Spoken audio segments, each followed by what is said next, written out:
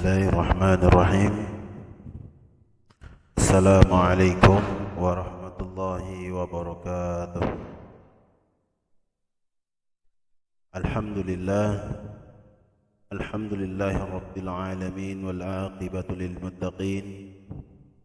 Asyhadu an la ilaha illallah wahdahu la syarika lah wa asyhadu anna Muhammadan abduhu wa rasuluhu la nabiyya wa la rasula ba'dah. Pertama-tama mari kita panjatkan puji dan syukur kita atas kehadirat Allah Subhanahu wa taala, atas segala limpahan nikmat-Nya, karunia nikmat-Nya. Kita dapat berkumpul, kita dapat menyaksikan, kita dapat menyimak pembelajaran melalui video ini dengan sempurna. Kemudian dengan nikmat ini pula kita diberikan kesehatan, panjang umur. Salawat serta salam kita curahkan kepada junjungan Nabi besar kita, Nabi Muhammad sallallahu alaihi wasallam, Nabi yang terakhir, serta keluarganya, sahabatnya, dan orang-orang yang senantiasa mengikuti jejak langkah beliau sampai hari akhir nanti. Amin amin ya rabbal alamin. Anak-anakku sekalian, di pertemuan kali ini insyaallah kita masuk pelajaran yang ke-15. Ya, pelajaran yang ke-15 ini di semester 1, perhatikan halaman 79. Ya, Bapak memilih pelajaran yang semoga dapat bermanfaat bagi antum sekalian anakku, yaitu tentang rukun dan syarat diterimanya ibadah. Rukun dan syarat diterimanya ibadah. Silakan dibuka bukunya pada halaman 79.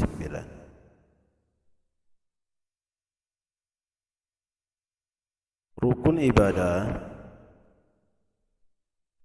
Untuk dapat manisnya ibadah, sejuknya ibadah, maka setiap ibadah yang kita laksanakan, yang kita lalui atau yang kita kerjakan hendaknya ditegakkan di atas 3 pilar utama yang merupakan rukun dalam beribadah. Ya, jadi sekali lagi, untuk dapat meraih manisnya, sedapnya ibadah, maka setiap ibadah yang kita laksanakan hendaknya ditegakkan di atas 3 pilar utama yang merupakan ini adalah rukun dalam beribadah. Oke, pilar yang pertama adalah mahabbah. Ya, pilar yang pertama adalah mahabbah. Apa itu mahabbah? Mahabbah adalah cinta. Beribadah kepada Allah haruslah lahir dari rasa cinta kepada Allah Subhanahu wa taala dan rindu untuk mendapatkan pahala dan surga Allah Subhanahu wa taala. Nah, ini yang pertama. Ya, pilar yang pertama dalam rukun beribadah adalah kecintaan atau mahabbah. Ya. Jika ia ingin meraih manisnya ibadah, sejuknya dalam berhal ibadah, enaknya di dalam ibadah, maka ia harus cinta, mahabbah. Ada rasa di dalam hatinya, yaitu apa?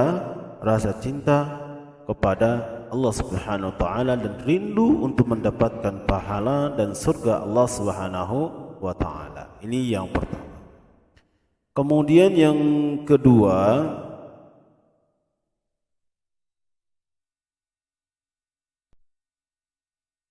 perhatikan sebelum masuk yang kedua, sebagaimana Allah Subhanahu wa taala berfirman dalam surah Al-Baqarah ayat 165, A'udzu billahi minasyaitonir rajim, wa minan nasi man yattakhidhu min dunillahi andada yuhibbunahum ka hubbillah walladzina amanu ashaddu hubban lillah.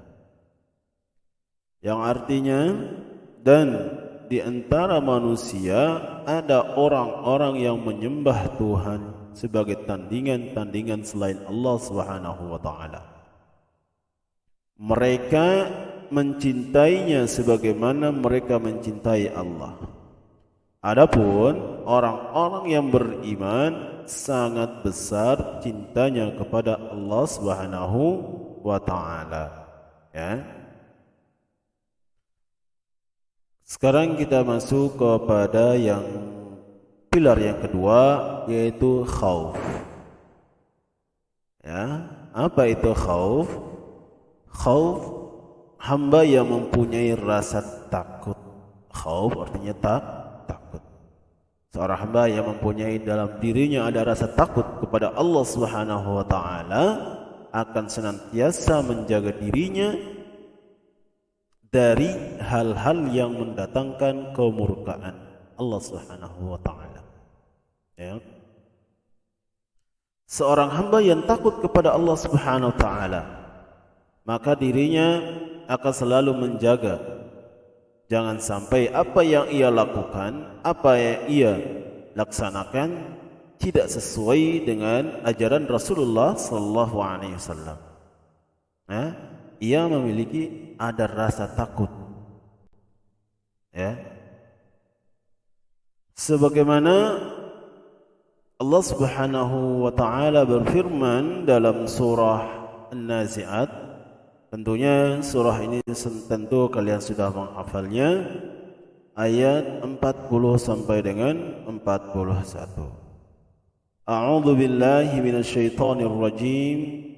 Wa amma man khafa maqama rabbih wa nahan nafsa 'anil hawa fa innal jannata hiyal ma'wa. Yang artinya, dan adapun orang-orang yang takut kepada kebesaran Rabb-nya dan menahan diri dari keinginan hawa nafsunya, maka sesungguhnya surgalah tempat tinggalnya. Ya. Jika kita memiliki rasa khauf kepada Allah Subhanahu wa taala, maka tempat tinggal yang sesungguhnya adalah baginya adalah surga. Kemudian yang ketiga dari pilar yang rukun ibadah adalah raja. Apa itu raja? Yaitu penuh harapan. Sebagaimana Allah Subhanahu wa taala berfirman, "Faman kana yarju liqa'a rabbih falyamal 'amalan shalihan wa la yusyrik bi'ibadati rabbih ahada." Barang siapa mengharap perjuangan dengan Rabb-nya, hendaklah dia mengerjakan amal salih dan janganlah ia mempersekutukan seorang pun dalam beribadah kepada Rabb-nya. Quran surah Al-Kahfi ayat 110. Ya, raja penuh pengharapan. Beribadah kepada Allah haruslah atas dasar rasa cinta kepadanya serta disertai rasa takut akan siksanya dan mengharapkan kasih sayangnya. Inilah hakikat ibadah yang sesungguhnya. Karena apa? Janganlah kita beribadah karena terpaksa atau karena malu kepada orang lain.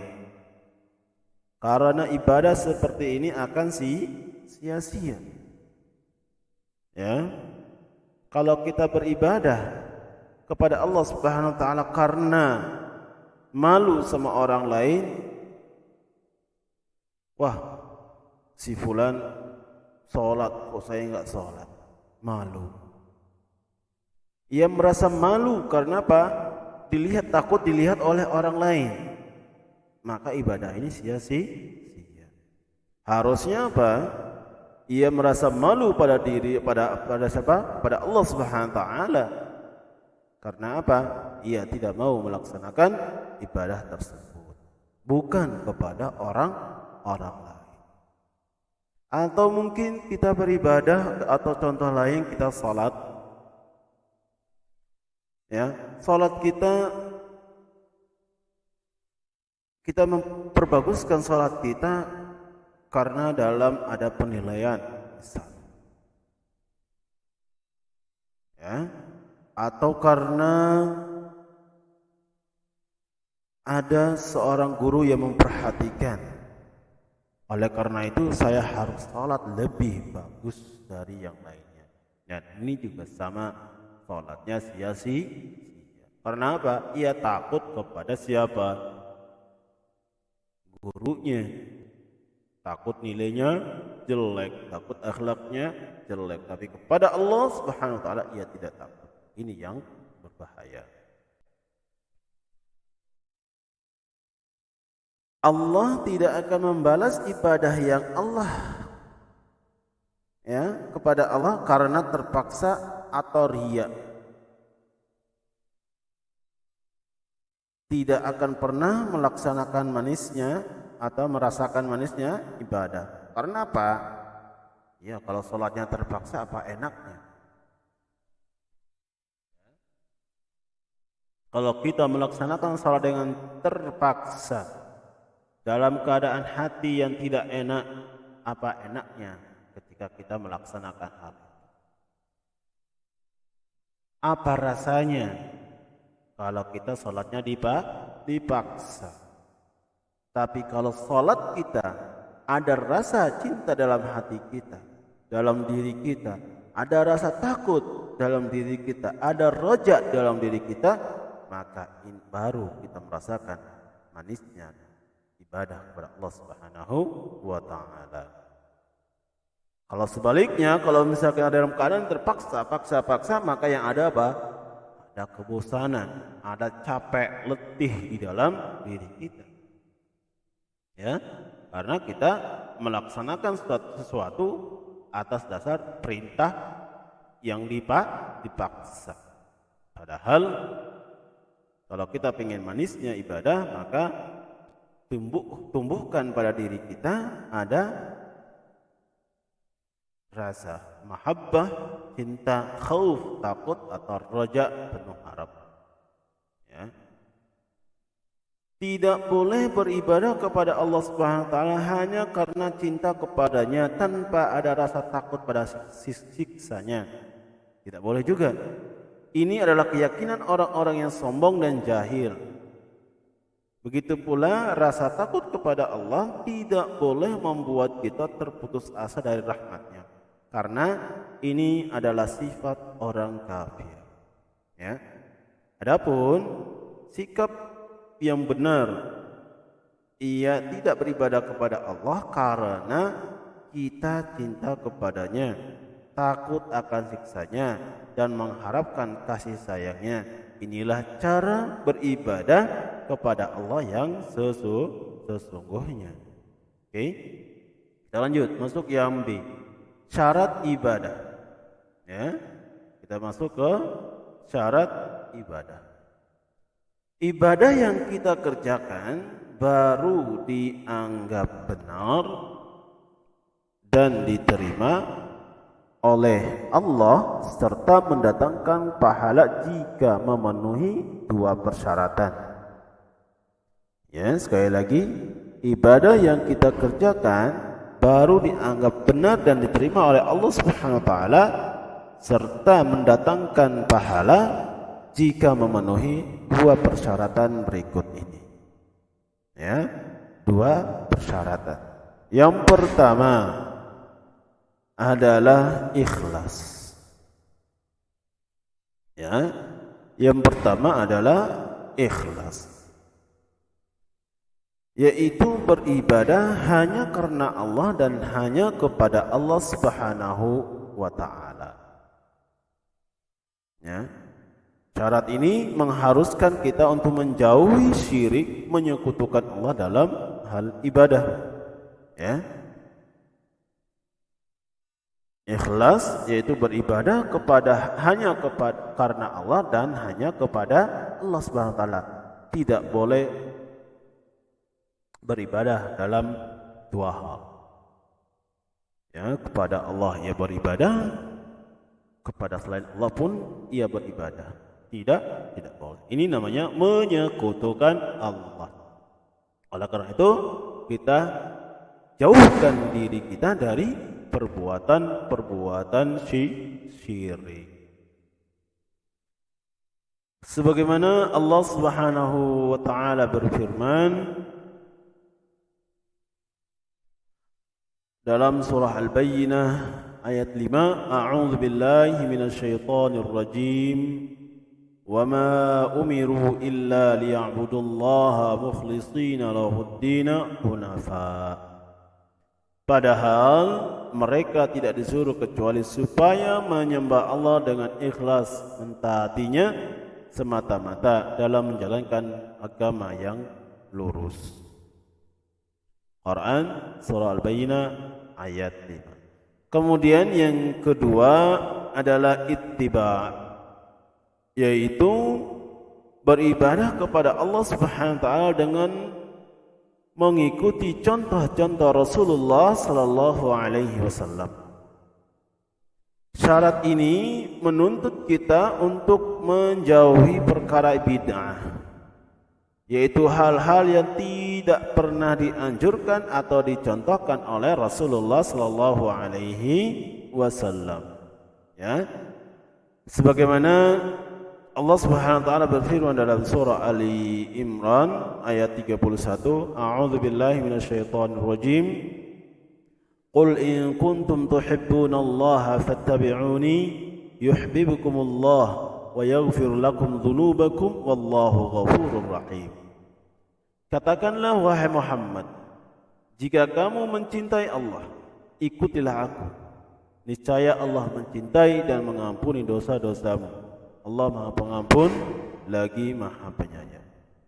Kemudian dalam sebuah hadis dari Aisyah radhiyallahu anha menuturkan bahwa Rasulullah sallallahu alaihi wasallam bersabda, "Man ahdatsa fi amrina hadza ma laysa minhu fahuwa raddun." Hadis ma'ruf. Ya.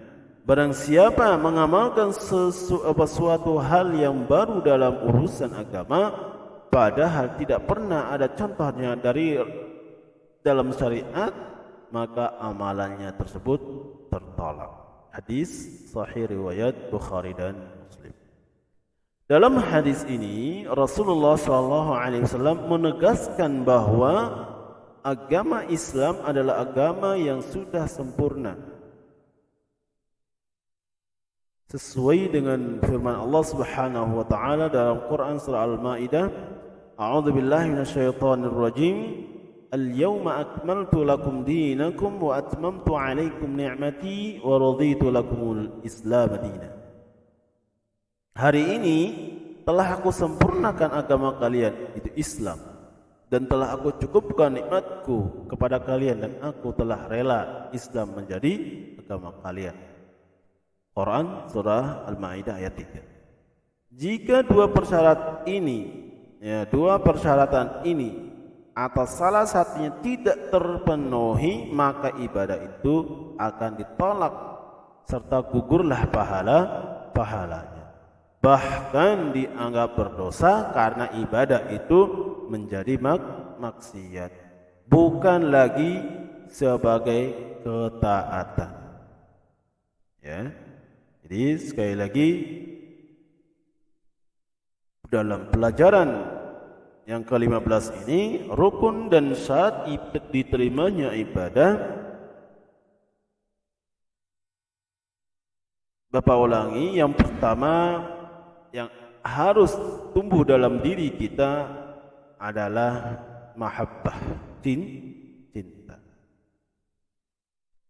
Ada rasa di dalam hati, cinta kita kepada Allah Subhanahu wa taala, cinta kita dalam hal merindukan untuk mendapatkan pahala dan surga Allah Subhanahu wa taala. Kemudian yang kedua yaitu khauf, yaitu takut, ya. Dalam hal ibadah kita harus ada rasa takut dalam diri kita. Ya, salat kita apakah sesuai dengan apa yang dicontohkan Rasulullah? Apakah salat kita diterima oleh Allah Subhanahu wa taala? Maka kita ada perlu rasa dan juga diikuti dengan roja, penuh harap. Apakah salat kita ini diterima? Ya, semoga salat kita ini diterima. Itu penuh pengharapan. Kemudian syarat ibadah ini juga diikuti dengan dua hal yang harus kita penuhi. Jika salah satunya tidak terpenuhi, maka salatnya sia-sia. Yang pertama, kita harus ikhlas. Ya, ikhlas. Kita beribadah kepada Allah Subhanahu wa taala hanya kepadanya saja kita beribadah, bukan kepada yang lain. Jika kita beribadah kepada yang lain, berarti kita telah melakukan kesalahan fatal, yaitu kita berbuat kesyirikan. Kita menyekutukan Allah Subhanahu wa taala dengan sesembahan yang lain. Kemudian yang kedua adalah ittiba', yaitu apakah ibadah yang kita lakukan ini sesuai dengan contoh Rasulullah sallallahu alaihi wasallam apa tidak? Ya. Syarat ini juga menuntut kita untuk menjauhi perkara-perkara bid'ah, yaitu hal-hal yang berkaitan dengan agama yang tidak pernah dicontohkan oleh Rasulullah sallallahu alaihi wasallam.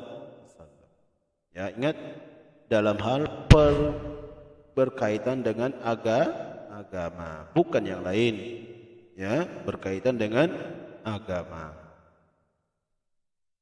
Jika yang kita lakukan tidak sesuai yang telah diperintahkan oleh Rasulullah sallallahu alaihi wasallam atau dicontohkan oleh Rasulullah sallallahu alaihi wasallam, berarti perbuatan itu adalah perbuatan yang bid'ah. Kenapa? Itu dalam hal agama. Kalau di luar agama, sah-sah saja kita melaksanakannya, kita melakukannya. Seperti halnya misal ya, berkendaraan zaman dahulu. Ya, tidak ada berkendaraan bermotor, sekarang ada. Zaman dahulu tidak ada kipas angin, sekarang ada. Ya, maka itu boleh. Zaman dahulu ketika menyuarakan azan tidak menggunakan pengeras suara, zaman sekarang ada. Itu mengenai alat-alat, bukan mengenai hal-hal yang berkaitan dengan agama. Oke, di pertemuan kali ini kita cukupkan. Sekian dan terima kasih. Subhanakallahumma wa bihamdik, asyhadu an la ilaha illa anta, astaghfiruka wa atubu ilaik. Assalamualaikum warahmatullahi wabarakatuh.